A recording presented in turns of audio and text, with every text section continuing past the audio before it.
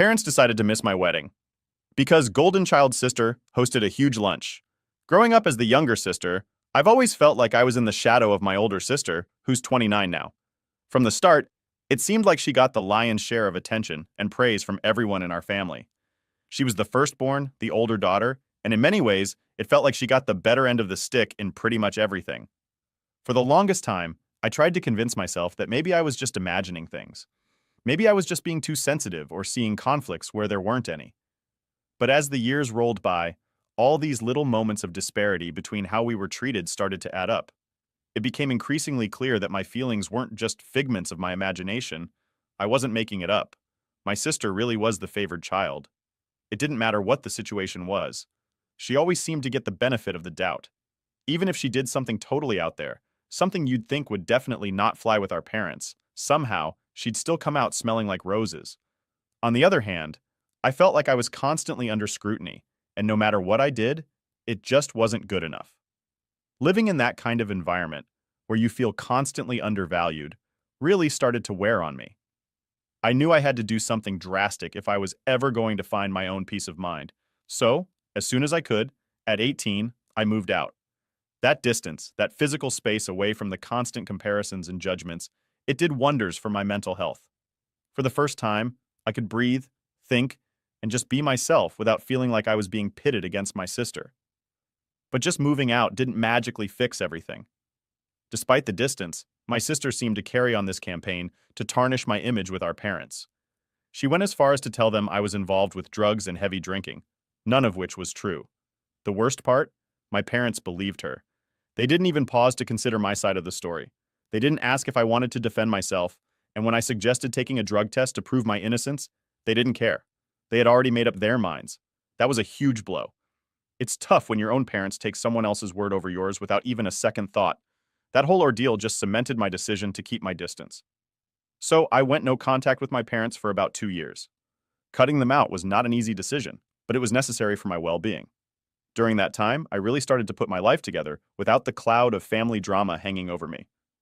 I focused on my career, built a life with my boyfriend, and generally did things that made me happy, things that I couldn't have done if I'd stayed entangled in all that negativity. Living independently, I found happiness and success on my own terms. It felt liberating to make decisions without worrying about being unfavorably compared to my sister or dealing with unjust accusations. It was like I could finally enjoy life without the weight of unfair expectations and constant scrutiny. In those years of no contact, I grew a lot as a person. I strengthened other relationships, made new friends, and most importantly, I learned a lot about myself, about my strengths, my resilience, and how much I could achieve when I wasn't constantly being put down. I wasn't on speaking terms with my parents. We hadn't talked for months. But then I got this news that really shook me. My dad was hospitalized. Despite everything that had gone down between us, I felt a strong pull to be there for him. I've always believed that you shouldn't treat people poorly just because they might have treated you poorly. Instead, I try to treat people the way I aspire to be, regardless of their actions. So I decided it was my duty as a daughter to show up for my dad in his time of need. During his hospital stay, I reached out and we slowly started talking again. It wasn't easy, but it felt necessary. It was like we were cautiously mending the fragile threads of our relationship. My sister, however, wasn't thrilled about this at all. She seemed wary, maybe even a bit threatened by our reconciliation. But I was firm about my decision to reconnect with our parents. I was standing my ground this time. As things started to look a bit better between us, my parents opened up about another issue. They were facing some financial troubles. Maybe it wasn't the smartest move, but I decided to help them out as much as I could. In my head, I thought that by stepping up where my sister had stepped back, maybe they'd start to see me as an equal, not just the second choice. This wasn't just about money for me. It was about proving a point, about showing that I could be relied on when it counted, and it kind of worked. Whenever my sister tried to stir things up again, my parents would actually defend me, pointing out how she wasn't there for them when they really needed her. It felt good to know that they appreciated my efforts, even if part of me knew they were probably scared of pushing me away and losing the financial help I was giving them. I knew if they crossed a line again, I wouldn't hesitate to step back, and they knew it too. They needed the help, and they couldn't afford to mess things up with me this time. Some might think I was being manipulative or that I was a bad person for holding the financial aid over their heads. But honestly, I was just tired of being treated like I didn't matter. I was willing to do what it took to change that dynamic, to make sure I was valued and respected in my family. Amid all this family drama, there was a bright spot: my relationship with my boyfriend. We were going strong, and after celebrating our 4th anniversary together, he proposed. I said yes. It felt like things were finally turning around for me personally. My life was on an upswing. I was repairing my relationship with my parents, my career was going well, and now I was engaged to the love of my life. We started planning our wedding, and everything seemed almost perfect. Well, almost perfect except for one thing: my sister. She couldn't hide her surprise, almost disapproval, that I was getting married so young, especially when she herself wasn't even married yet. Her reaction was a bit of a downer, but I wasn't going to let it dampen my spirits. Everything was lined up beautifully for the future. I had managed to establish a somewhat symbiotic relationship with my parents, where we were all getting something we needed from each other. My job was rewarding, my personal life was blooming, and I was excited about what lay ahead. My sister's feelings about my marriage were just another hurdle, but not one that could stop me from moving forward and embracing my happiness. My sister has never really had what you'd call a stable relationship. None of her romantic ventures have lasted more than a year, so it's no big surprise that she's not married yet. But despite her own lackluster love life, she had this bizarre idea that because she wasn't married, I shouldn't get married either. Honestly, her logic felt like complete nonsense to me, so I just decided to ignore it.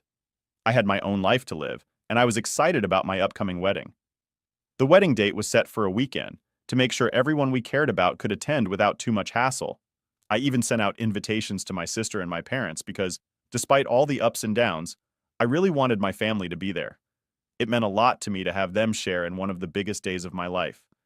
Fast forward to last Saturday, the big day. And guess what? My parents didn't show up. At first, you might think something serious must have happened, right? Something urgent that prevented them from coming. But no, nothing like that. The truth hit me like a ton of bricks when I didn't see them at the ceremony.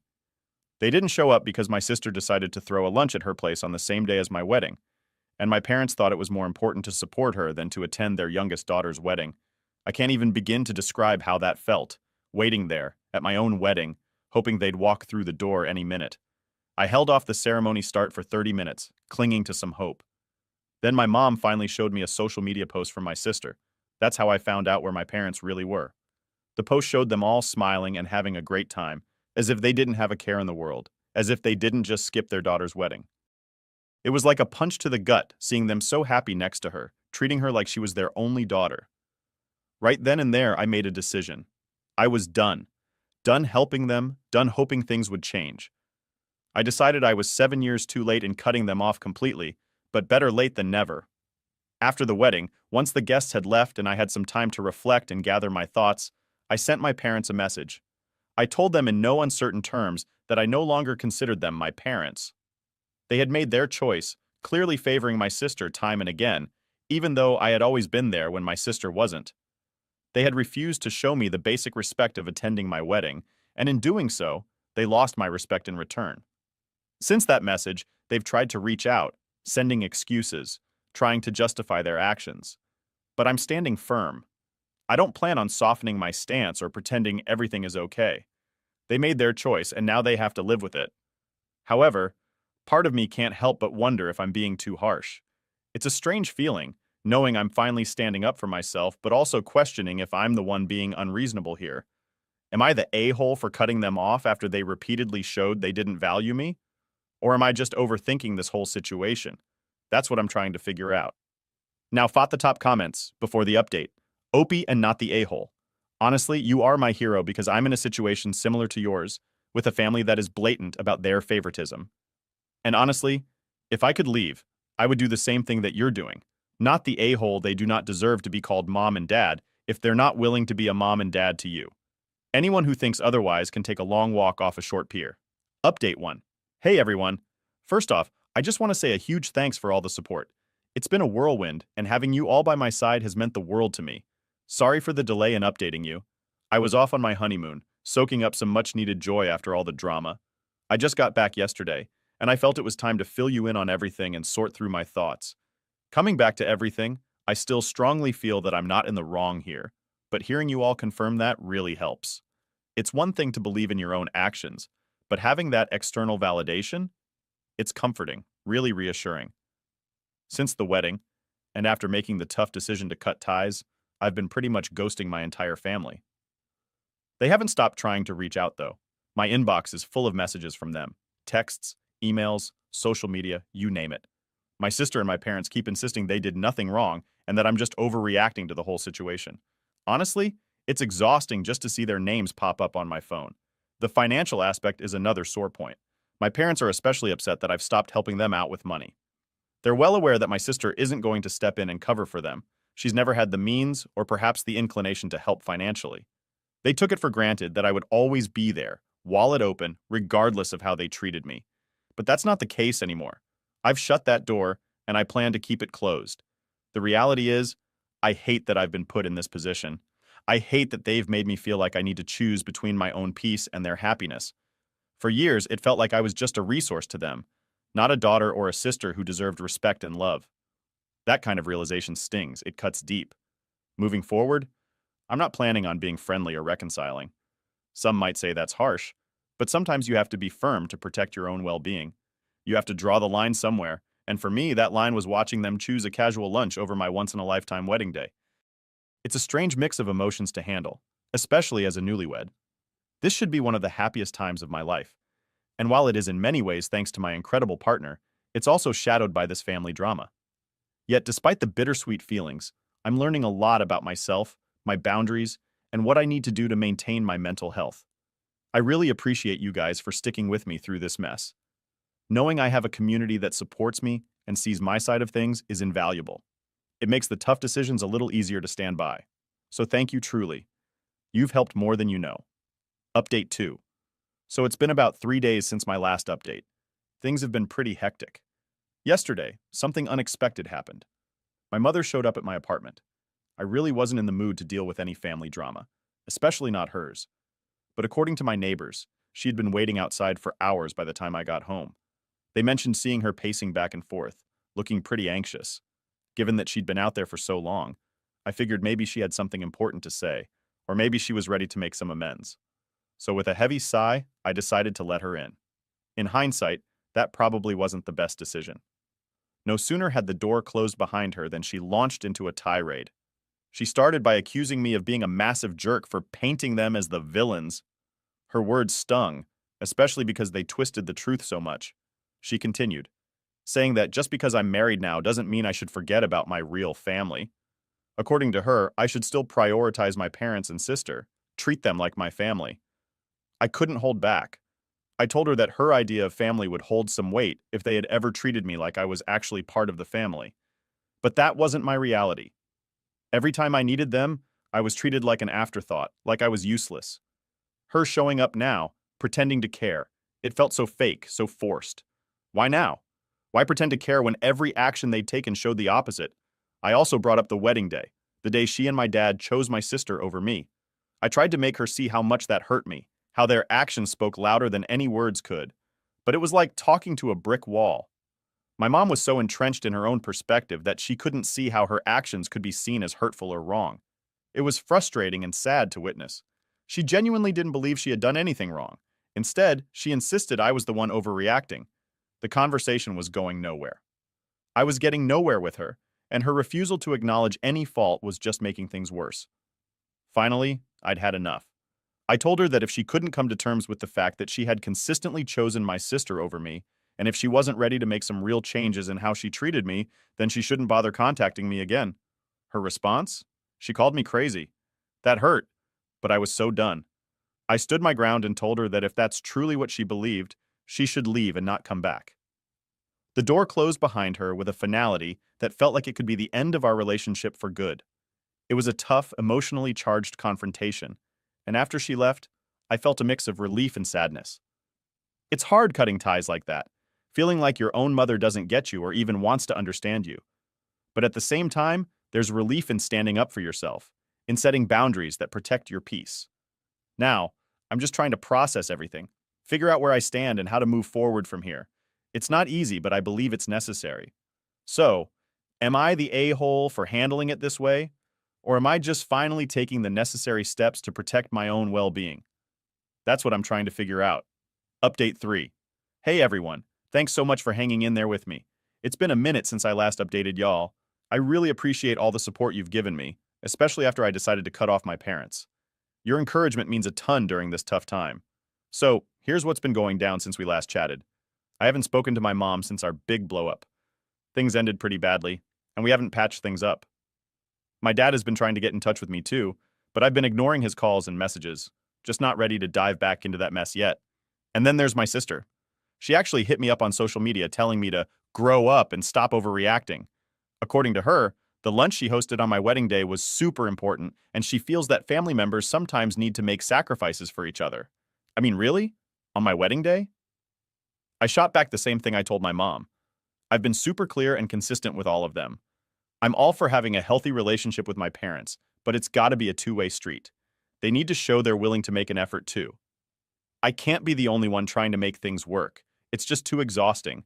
And honestly, it's not fair. So, unless they're ready to step up and put in some real work to fix things, I'm standing my ground. I'm not going to keep carrying all the emotional weight of our relationship on my shoulders. It's about time they started pulling their weight too. In the meantime, life's been moving along. I've been focusing on myself, my own well-being, and spending time with people who actually support and uplift me. It's not been easy, especially knowing that my family situation is so strained, but I'm trying to stay positive and keep moving forward. Again, thanks for all the love and support. It helps more than you know. Let's see how things go from here. We'll keep you all posted. Update 4. Ever since I moved out and started my independent life, I've been doing my best to keep a healthy distance from my family's chaos. Unfortunately, my sister and my parents seem to have made it their mission to drag me back into the old dynamics we had, the ones I've been working so hard to escape. Starting with my sister, who recently decided to reach out, not with an olive branch, but with a demand for a substantial amount of money. Apparently, she has come up with a business idea and concluded that because I have managed to carve out a stable life for myself, I should fund her venture. Her argument? Since I've built a career and life despite the lack of support from our parents, it's only fair that I support her now. The entitlement didn't just stop there. When I told her no, she didn't just accept it. She actually threatened to take legal action against me, claiming that some of my earnings should rightfully belong to her because, according to her, our parents diverted funds from her college savings to help me get on my feet, a blatant lie. The conversation quickly spiraled from bad to worse. She tried to manipulate me by saying that if I didn't invest in her business, it would be a clear sign that I was still holding on to past grudges and hadn't really moved on. This twisted logic was her way of guilt-tripping me into complying with her demands. As if dealing with my sister wasn't enough, my parents have thrown their weight behind her, echoing her claims and demands. They've been painting a picture where it's my duty to step up and help stabilize the family finances by backing my sister's project. During a particularly tense phone call, they laid it on thick, telling me about all the sacrifices they had made for me over the years, and how helping my sister was the least I could do to show my gratitude. They even went as far as to say that by helping her, I would be helping the entire family find stability. Their arguments were rich, considering the years of favoritism and uneven support they had shown us. It was clear they were trying to leverage any sense of familial obligation I felt to get what they wanted. The sheer audacity of their demands was staggering. They seemed to have forgotten the years of neglect and disparity in how they treated us, focusing only on what they believed I owed them now. The discussions with my parents didn't end with the phone calls. They began sending emails and messages, each one more pressing than the last. They tried to paint a picture of dire financial straits, hinting that their situation was so bad that soon they might have no choice but to move in with me.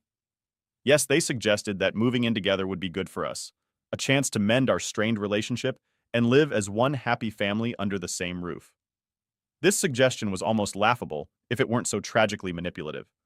The thought of living together, after all the effort I'd put into establishing boundaries and building my own life, was unimaginable.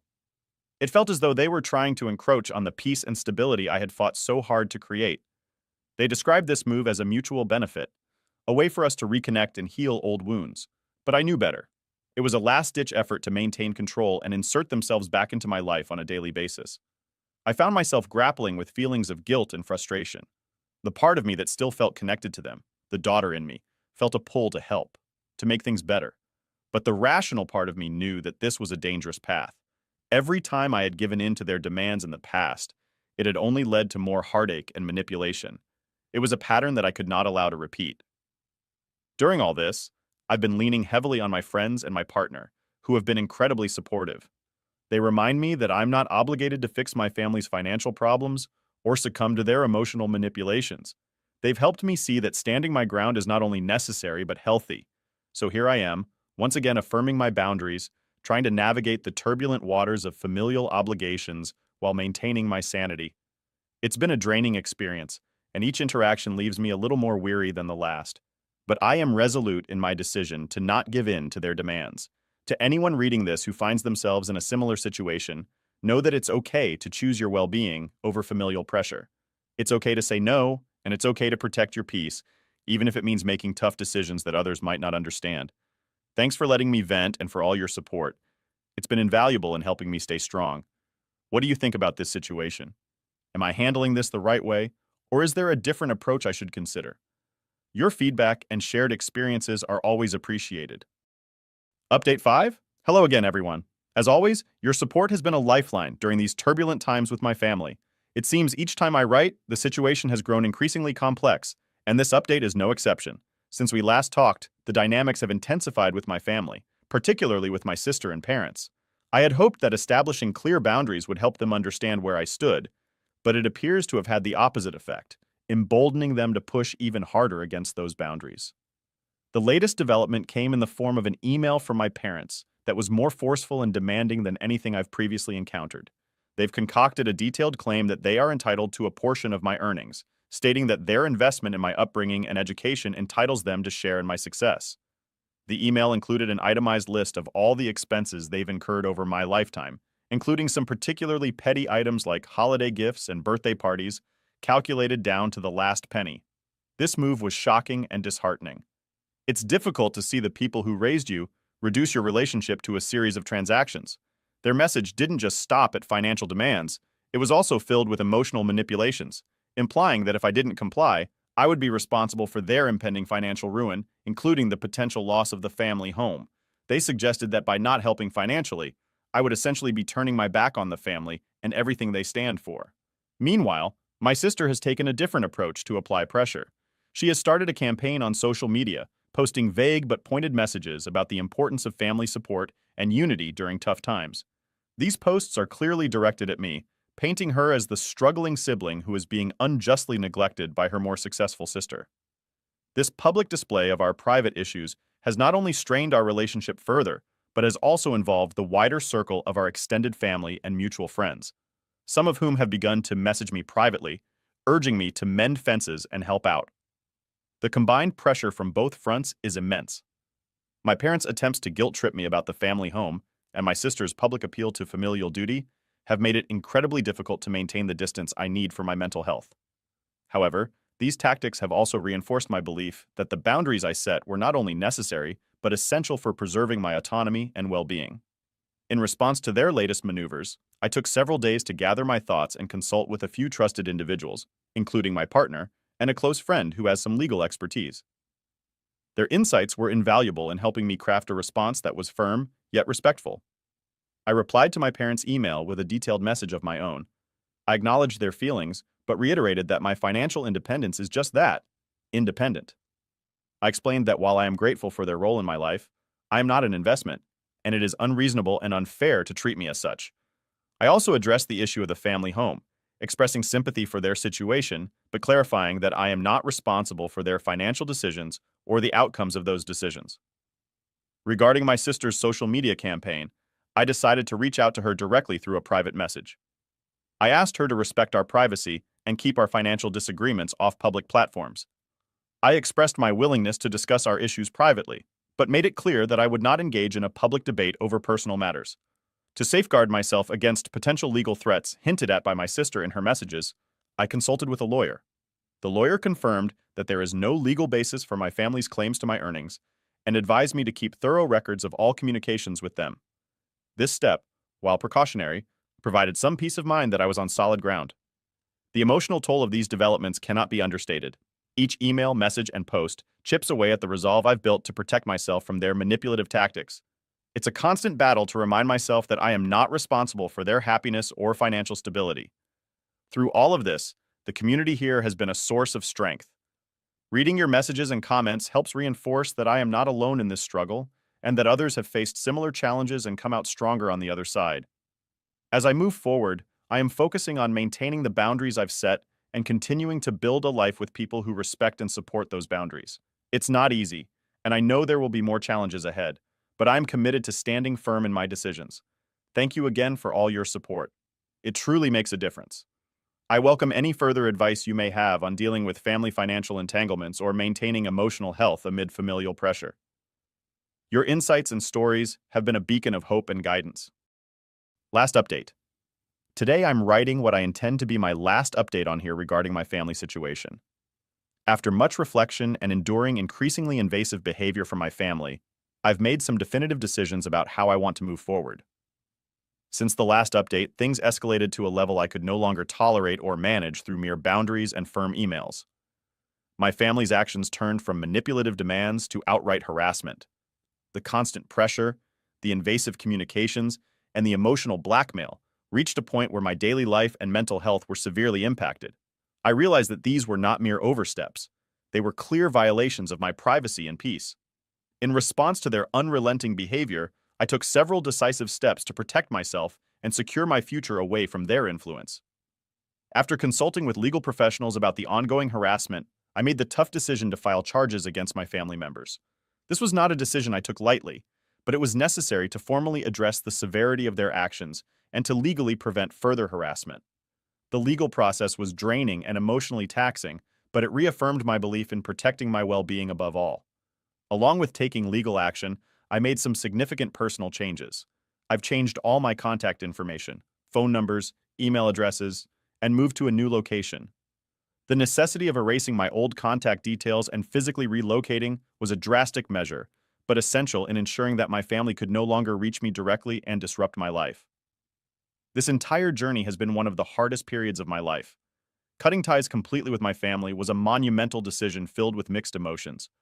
Despite the relief of removing myself from a toxic environment, there's a profound sadness in acknowledging that my family relationships had deteriorated to such an extent. However, the support from friends, my partner, and professionals, along with many of you here, has been instrumental in helping me navigate through these changes. Moving forward, I am focusing on rebuilding and reinforcing the positive aspects of my life. I am investing time in relationships that are supportive and reciprocal, and I'm taking steps to enhance my mental and emotional health. The freedom from constant familial turmoil has already brought a new sense of peace and stability to my life, and I'm optimistic about the future. I wanted to share this final update as a closure for myself and as a thank you to all of you who have followed my journey, offered advice, and shared your own stories. Your support has been a beacon during my darkest times, and I'm profoundly grateful.